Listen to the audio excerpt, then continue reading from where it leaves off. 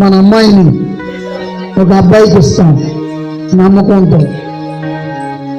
కుర్రోడు మంచోడు అంటండి, మనమైతే ఎప్పుడు చూడలేవచ్చు కదండి.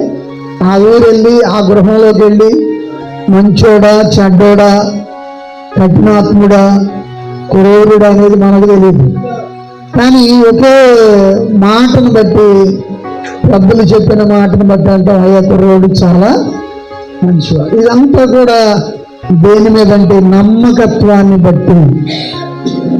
నమ్మకత్వాన్ని బట్టి పర్లేదులే, కుర్రోడు బుద్ధి లక్షణాలు బాగానే ఉన్నాయి, గుణ లక్షణాలు బాగానే ఉన్నాయి, అమ్మాయిని బాగానే బ్రతికిస్తాడు, అమ్మాయిని బాగానే చూసుకుంటాడని మనం ఒక నమ్మకంగా. అందుకనే యేసు ప్రభు వారు కూడా ఒక మాట అన్నారు, నమ్ముట నీ వలనైతే నమ్మువానికి సమస్తం సమస్తం ఏంటంట సాధ్యం. దేవునికి గట్టిగా స్తోత్రం చెప్పండి.